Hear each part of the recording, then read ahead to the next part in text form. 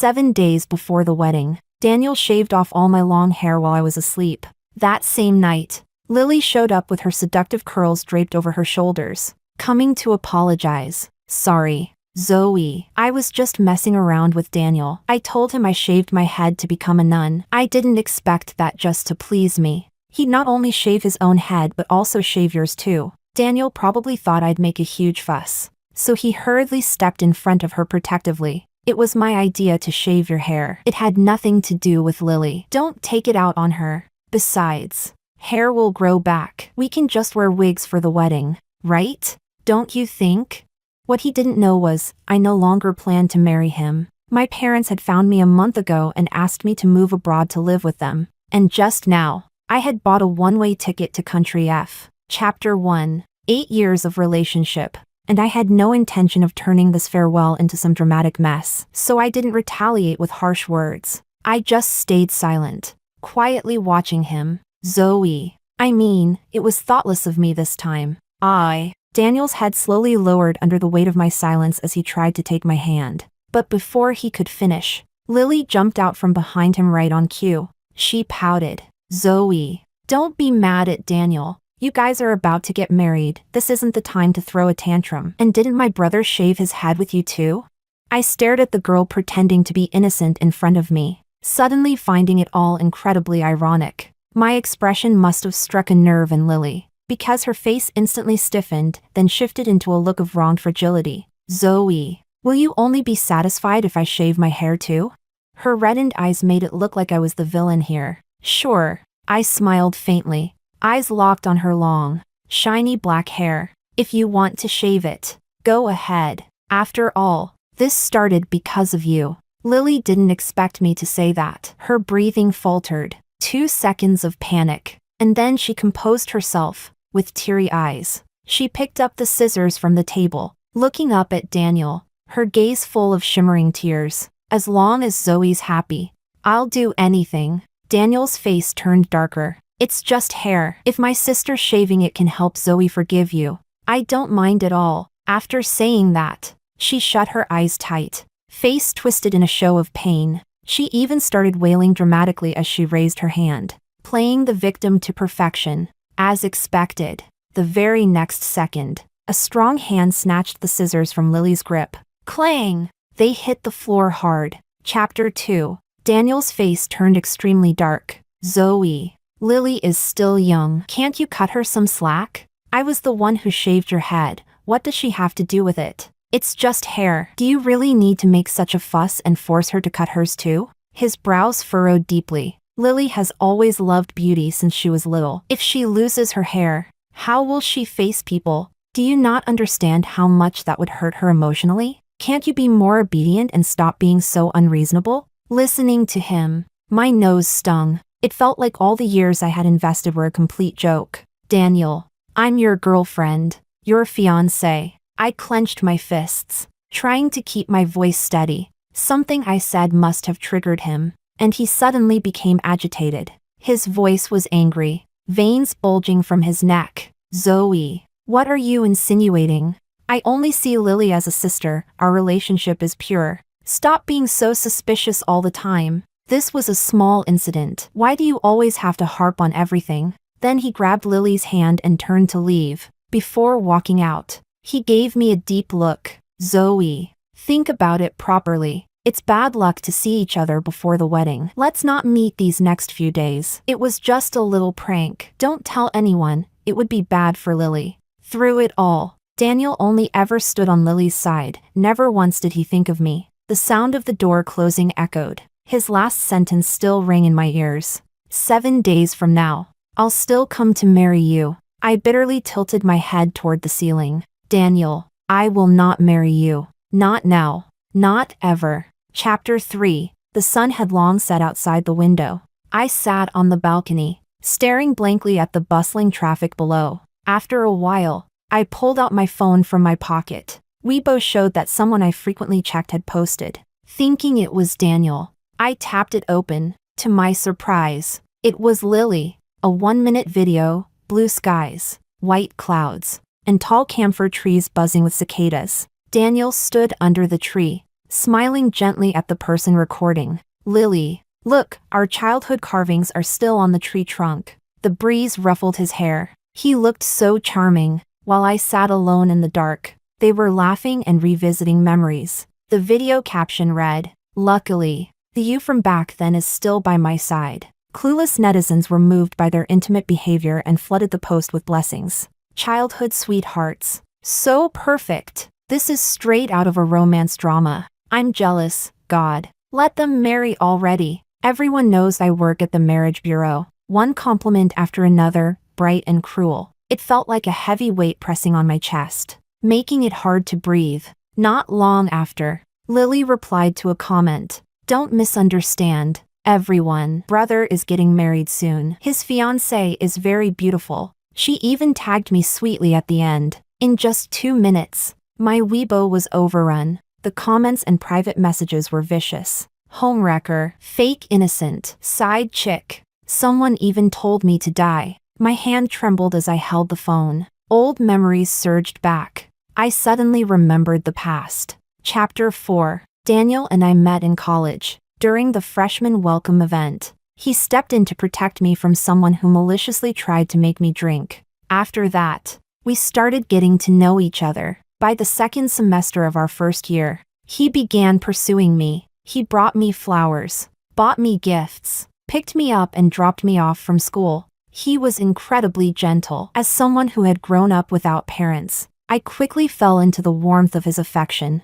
We got together during the first snowfall. He held me, warmed my hands, and smiled brightly. Zoe, how could I like you this much? Later, I found out about Lily. Daniel's explanation was, it was just a childhood engagement arranged by the adults, it doesn't count. Zoe, I've already broken it off. Lily is just like a sister to me. The only one I like is you. At first, Lily kept her distance, but gradually, she revealed her true nature. She ate Daniel's leftover cake, wore his pajamas, clung to his arm while shopping, and even slept in his bed. I remember once she leaned close to my ear and whispered, "Sis, don't you feel like you're the homewrecker here?" That time, I physically fought Lily. In return, Daniel gave me a full month of cold treatment. After that, Lily became even more brazen. In the past, I definitely would have caused a huge scene, but now, I expressionlessly read through all the vicious comments. Then I gave Lily's Weibo post a like. I pinched my own cheek lightly, then got up to start packing. It was time to leave. From now on, anything between Daniel and Lily had nothing to do with me. Chapter 5. 3 days later, the long quiet door was finally knocked on. Wearing slippers, I walked out of the bedroom and happened to see Daniel bending down at the entrance, changing his shoes. When he saw me, he smiled. Zoe, why haven't you replied to my messages these past few days? I was really worried about you. Suddenly, I remembered. These past few days, Daniel had been sending me messages and calling me, all of which I had ignored.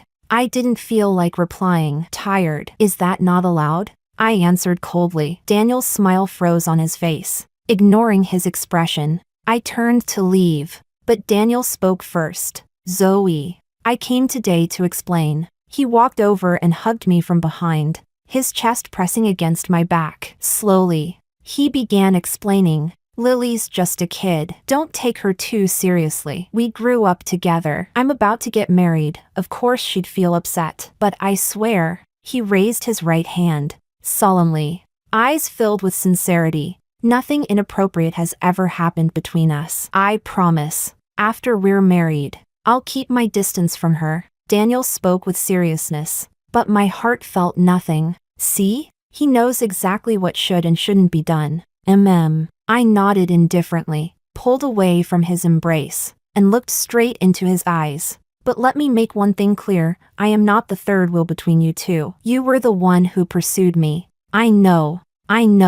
Daniel nodded quickly in agreement, then followed with something vague. Lily's just a kid, she was only joking. But I don't like it. Perhaps he hadn't expected me to be so firm. Daniel froze for a moment before realizing, then lowered his head to appease me. Baby, I said the wrong thing. You can scold me if you want. His voice carried affection and helplessness. When I didn't respond, His expression darkened for a moment. Daniel quickly hid his frustration and picked up a bag from the table. I saw someone wearing matching outfits at the park yesterday. I thought you'd like it, so I bought us a pair. Let's wear them together, okay?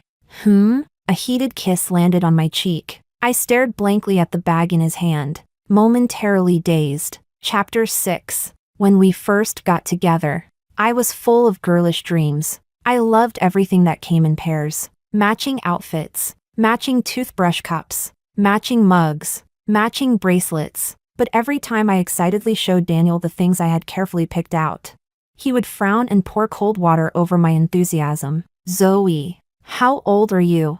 Don't be so childish. Besides, Lily's still young. If she sees us like this, she'll throw a fit again. Lily was only 2 years younger than me, but in Daniel's eyes, she was always a child, someone he had to indulge no matter what. Back then, I felt both wronged and heartbroken, but now, I no longer need any of that. Just put it there. I wiped the contemplation from my face and spoke calmly. Seeing that my attitude had softened, Daniel took it as a good sign. He held my hand naturally and asked, Zoe, what's your wedding dress size? Is there one smaller? I pressed my lips together and didn't answer. Under my silent gaze, he stumbled to explain. Lily said if she can be our bridesmaid when we get married, she won't bother us anymore. Wouldn't that be nice for us? Ha! I laughed bitterly inside. Wearing the same dress as me at my own wedding. Are they afraid people won't notice their relationship?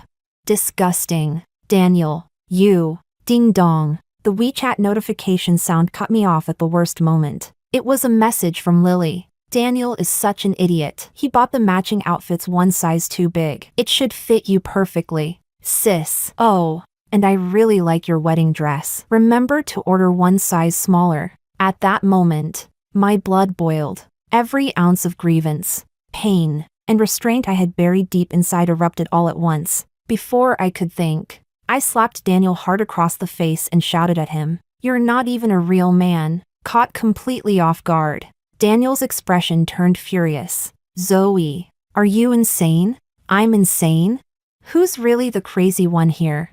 I laughed coldly, forcing down the anger burning in my chest. Open your eyes. Daniel, this is your precious little sister, isn't it? Silence. A deathly silence. Daniel's defiance vanished instantly. His throat seemed stuck. After a long while, he finally managed to speak, his voice trembling. Lily, she's just a kid, right? No.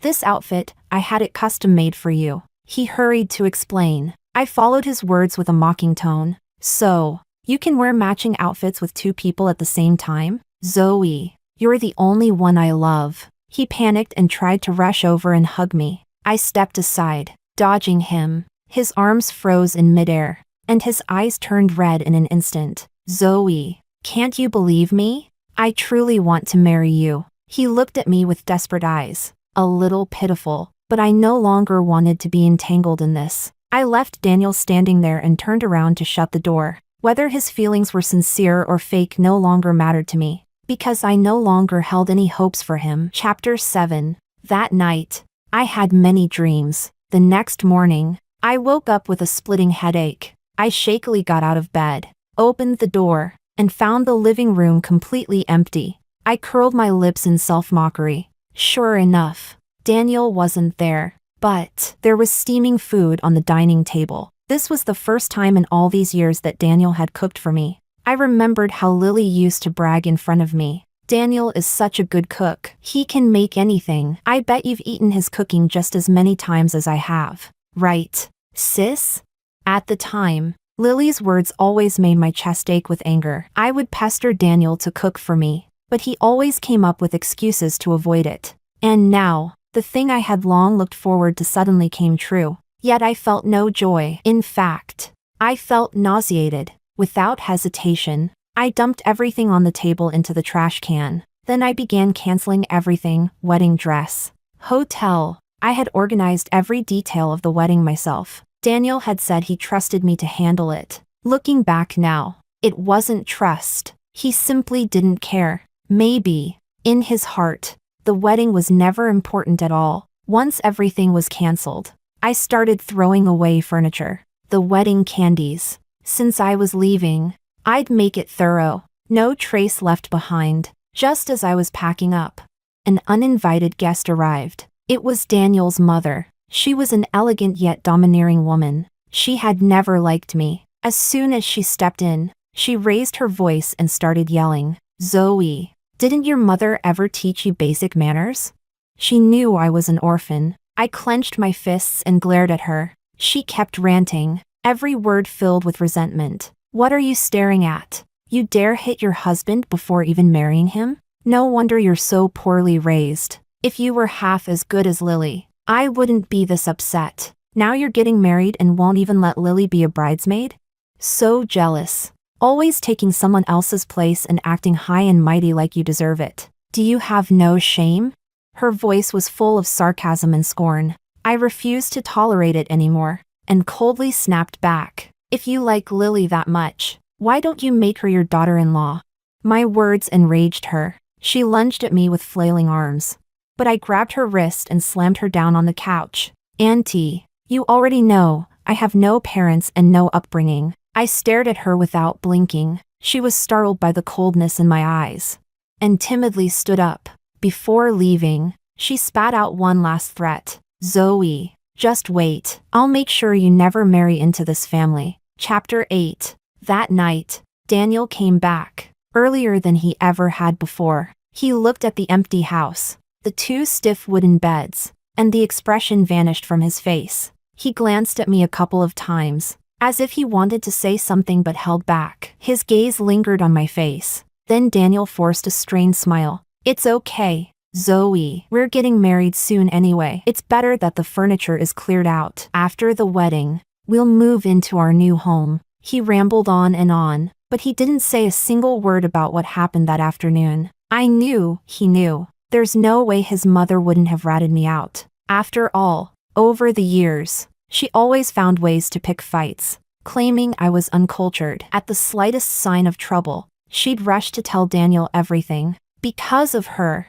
Daniel and I had countless arguments. "It's late, Zoe. You should rest." As for the bridesmaid issue, he looked at my expression and hesitated. "We can talk about it later." Daniel wanted Lily to be the bridesmaid. His stammering, choked-up voice already gave his thoughts away. After a whole day of stress, I was mentally and physically exhausted. I turned around, dragging my tired body into the bedroom. Not long after, I heard sounds at the door, the lock turning, then the door opening and closing. Daniel had left. Let him go. I curled up under the blanket and thought, it's all about to end anyway. I'll be gone soon too. Chapter 9. A dreamless night. The next morning, I had just brushed my teeth and finished breakfast. Message notifications started coming in, one after another. I picked up my phone, opened Weibo, and when I saw the #1 trending topic headline, I couldn't help but laugh. Finally, I understood what Daniel's mother meant yesterday when she said, "Just wait." At 2 a.m., Lily had posted a Weibo entry, dramatically embellishing her story with Daniel. It was intense, tragic, and heart-wrenching, like a doomed romance novel. And in this story, I was the shameless mistress, the one who destroyed their love. She wrote about a childhood sweetheart being usurped by a homewrecker from the sky. The midnight post gained insane traction, and by early morning, it was already trending at the top. All the comments were sympathizing with her. Lily picked the most typical reply. "My brother's getting married soon. I can only give him my blessings. As long as he's happy, that's enough." And right under that comment, there was a like from Daniel's mother. "Don't cry, baby Lily. Auntie will always love you the most." The two of them sang in perfect harmony, guiding the public's anger toward me. Tens of thousands of private messages full of insults. I took a screenshot and sent it to Daniel. "Are you going to do anything about this?" He called me almost immediately. When I picked up, Daniel's deep, calm voice came through. "Zoe, my mom and Lily are just childish. They didn't mean any harm. Don't take it to heart. And the more we try to explain, the worse it'll get. If I step in now, it'll just blow up even more, and the impact would be bad. Zoe," he coaxed me softly, We're getting married the day after tomorrow. Once that happens, all the rumors will collapse on their own. Let's just quietly wait it out, okay? The hand holding the phone clenched tighter. I bit down hard on my lip. The light in my eyes faded little by little. The last bit of tolerance I had vanished without a trace. I lowered my lashes and replied softly, okay, then let's live stream the wedding. Let everyone see it for themselves. My seeming compromise put Daniel in a great mood. I'm so lucky to have you, baby. I smiled faintly. But before the wedding, let's not meet. It's bad luck. Whatever you say. After hanging up, I turned and looked out the window, as if something had broken through the soil, growing wildly, without restraint. Chapter 10. In the few days before the wedding, I stayed up countless nights. I gathered all the videos and chat screenshots I had painstakingly collected, organized them into one folder, and saved them onto a flash drive. I planned to give Daniel a special gift at the wedding. The wedding day arrived as scheduled. The makeup artist beside me gasped in admiration. Miss, you're so beautiful. I smiled faintly, my hand tightening unconsciously around the object I held. The ceremony officially began. Under everyone's gaze, wearing a white mermaid wedding gown, I slowly walked toward Daniel. He stood there in a perfectly tailored suit, elegant and noble. Zoe, do you take me as your wife? He lifted the ring, his eyes filled with tenderness and affection. I suddenly felt a venomous, jealous stare, turning my head. I met Lily's fierce, hateful gaze. I turned back, quietly meeting Daniel's eyes, so sincere, so full of expectation. Then, slowly, I opened my mouth. I'm sorry, I don't. Before the words even settled, the giant screen behind me lit up with an explosive video. A man and a woman were caught in explicit, indecent acts. The woman in the video was Lily, her face twisted in panic, her ladle-like mask completely gone as she screamed and lunged at me. I bought all copies of that video. Where did you get it? From your ex-husband. Of course. I exposed her with calm indifference. It was only at that moment that Daniel understood why Lily had broken off her engagement years ago. Because she had been married before, and had even been pregnant and had an abortion. The video wasn't long, barely 2 minutes. Then, another one began to play. From the speakers came Daniel's mother's shrill, vulgar voice, echoing through the hall. Her words were disgusting, filled with insults and humiliation directed at me. Among the guests, whispers began to ripple through the crowd. Zoe, what are you doing?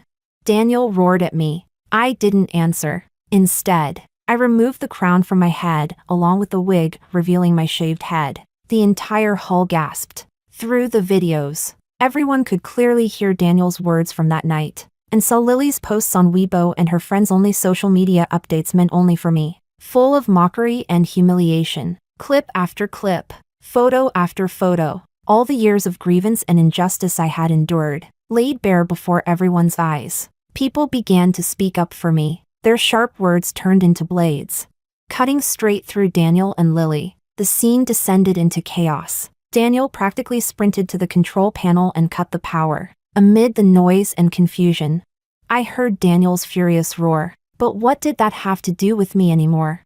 Dragging my long wedding dress behind me, I walked firmly toward the doors of the banquet hall. Outside, the sunlight was perfect, warm and gentle. A soft breeze brushed my cheeks. I breathed deeply, greedily, taking in the fresh air, tilting my head up toward the clouds above, like a bird breaking free from its cage. At that moment, I finally found my freedom. The sky vast, the sea endless. Some people, you never need to see again for the rest of your life. Chapter 11. In my 25 years of life, this was the first time I had spent a spring festival with family, even though we were in a foreign land.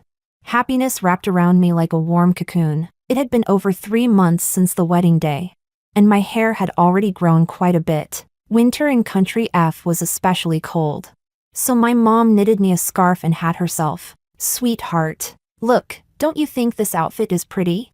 Looking into her eyes, so warm and full of love, tears welled up in mine. It's beautiful. My voice was nasal and choked. What's wrong, sweetheart? Is life here not treating you well? My appearance startled her. She rushed over, cupping my face and kissing my forehead. "Are you feeling unwell?" I shook my head in a panic. But the tears wouldn't stop flowing. Just then, a familiar male voice came from behind. I turned and saw my father walking toward me, carrying a skewer of candied hawthorn. His shoulders were soaked from the rain and snow, but his face beamed with joy. I had no idea how many streets he had run across, just to buy this single skewer of tonghulu. My sobs grew louder, drawing the attention of nearby passers-by. My mom pulled me into her arms, gently rubbing my back. "It's okay, sweetheart. From now on, you'll have a mom and dad too. From now on, I'll be someone's child too." I thought quietly to myself. How wonderful. Time passed, day by day. We celebrated the new year in Country F. Afterwards, Mom and Dad brought me back home to honor our ancestors. To my surprise, our ancestral home turned out to be in Yanqing as well. We didn't run into anyone we shouldn't have. But, after 6 months, I heard news about Daniel once again. Chapter 12. One of my journalist friends told me, after I left on the day of the wedding, a lot happened. Lily's true colors were exposed. The mask she had worn for so long was brutally ripped off. Daniel hated her to the core. Under her relentless pestering, he slapped her multiple times. Even her parents thought she was a disgrace and cut ties with her. Daniel's mother was no better. At the wedding, she pinned Lily to the ground and beat her, nearly ruining her face. Later, the situation escalated even further. The internet exploded. Daniel's entire family was doxxed, and they received all kinds of threatening letters and creepy dolls every day. Daniel's company took a major hit. Investors pulled out. Projects were halted. His assets were frozen by the bank. In an instant, Daniel became like a plague. Everyone avoided him like the devil. He went from being the rising star of the industry to a pitiful speck of dust. One time, someone even insulted him in person. His mother couldn't take it anymore, so she ran that person over with her car. She was taken away by the police afterward and sentenced to 6 months in prison for intentional assault. She had just recently been released. "Well, Zoe, doesn't that feel good?" It was Gloria's excited voice on the line. "She's a journalist. My ability to strike back at the wedding was all thanks to her. People like that scumbag couple deserve to rot. Domestic bullies. The worst kind. Let me tell you, I just heard another piece of gossip. I heard Daniel." Gloria kept rambling, but I couldn't hear a word of it. It was as if fog had suddenly surrounded me. I couldn't see clearly, couldn't hear clearly. Across the intersection at the traffic light, I spotted a familiar figure. It was Daniel. Chapter 13. The unexpected encounter left me dazed for a moment. I lowered my head and quickly walked past him. But he called out to me, "Spend over 1,000 on furniture. Get 100 off," right at the Chunfeng Road intersection. A flyer appeared in front of me. Daniel bent down slightly, then looked up. When he saw my face, he couldn't stop trembling. No longer radiant, he was now shrouded in gloom. He opened his mouth, but it was like something was stuck in his throat. "Zoe, long time no see." Daniel's voice was hoarse and low. His face was darker. His hair had some grays, and his clothes were wrinkled. There was nothing left of the once glorious golden boy. "I really didn't think I'd ever see you again." His eyes turned slightly red, carrying the joy of reunion. "I've always wanted to go abroad to find you, to apologize to you." Sweetie, it's getting late. Time to go home." Someone interrupted him. A luxury car had pulled over by the roadside. The window rolled down, and my mother's anxious voice came from inside. The butler got out and respectfully opened the car door for me. "Miss, please get in the car." I turned back and glanced at him faintly, replying calmly, "No need for an apology. A late apology is worthless." With that, I turned and got into the car, driving off without looking back. Daniel stood frozen on the spot, staring at the exhaust smoke. The flyer in his hand slipped and scattered in the wind. The next second, someone smacked the back of his head, hard. "Damn it. If you're not gonna work, then get lost. I paid you to hand out flyers, not flirt with girls. Look at you, so pathetic. Even if you hand out flyers for a month, You couldn't afford one of her handbags. Stop dreaming about swans when you're a toad. The fat man shoved Daniel, cursing nonstop. Damn it! Pick up the damn flyers and hand them out properly. If you don't bring in one customer today, I'll fire your sorry ass. With that ugly mug of yours, even sugar mamas wouldn't want you. Daniel clenched his fists tightly, his knuckles cracking. His pride crushed into dust at that moment. She'll forgive me, he murmured to himself. Zoe is soft-hearted. She'll definitely forgive me. When that happens, my family will go back to the way it was. Chapter 14. Ever since that unexpected encounter on the street, Daniel began showing up around me out of nowhere. He even went to get a haircut, got some skincare treatments done, and bought himself an ill-fitting suit. But he still couldn't hide the exhaustion written all over him. Zoe, your favorite pancake. Roses for you, what you used to want the most. I heard there's a new romantic restaurant. I made a reservation. Shall we go tonight? Zoe, the sunrise at Linshan is really beautiful. Let me take you there, okay? For a whole week, Daniel came up with new ways to appear before me. I treated him coldly, but it didn't put out his enthusiasm. He started chasing me again like he did back in our freshman year. But this time, I wouldn't give him any chance. Daniel, you're really pathetic. I said coldly. You think an apology makes everything okay? Then what about all the pain I've suffered over the years? What's the matter, now that Lily's gone and no one's fawning over you? You came crawling back to me?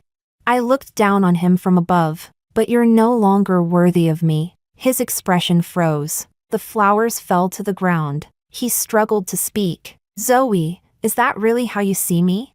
I love you so much. He looked like a wounded child, full of hurt. I sneered with disdain. Daniel, stop pretending to be pitiful. Stop trying to manipulate me with your so-called love. It's worthless. Don't think I don't know what's going on in your head. I pushed aside his arm, blocking me. You think just because my parents are rich, you can use their power to make a comeback?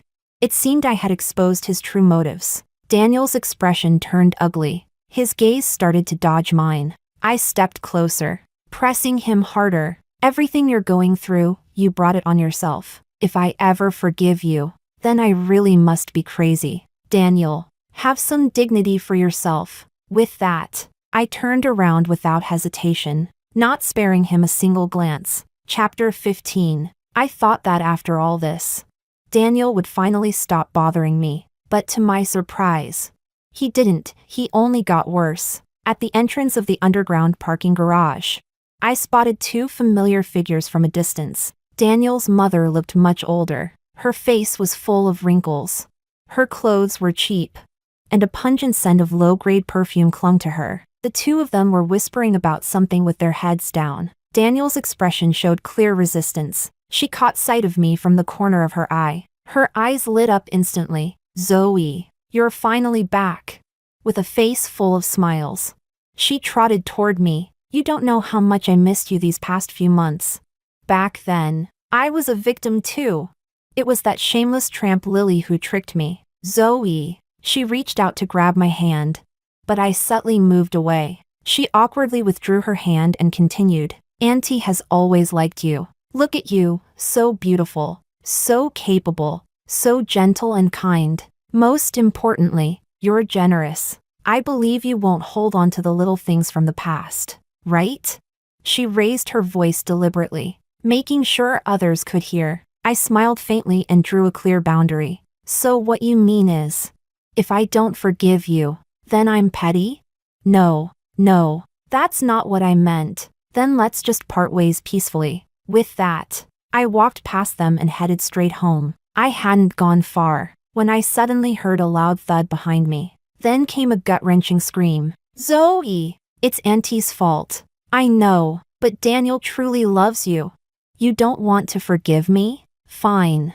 I understand. She collapsed on the ground, acting like a shrew throwing a fit, rolling and wailing like mad. But you can't be mad at Daniel.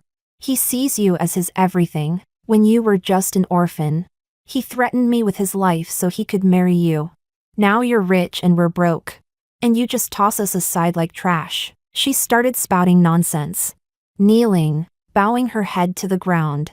Twisting the truth, people began to stop and stare. As they say, public opinion is terrifying. With this spectacle, many clueless bystanders might take her side. But what does that matter? In the end, my parents and I will be leaving soon anyway. Chapter 16. I quietly watched her performance, not saying a word. Among the onlookers, someone suddenly shouted, "Aren't they the family that made the bride shave her head so the mistress could take her place? How do they even have the nerve to show their faces?"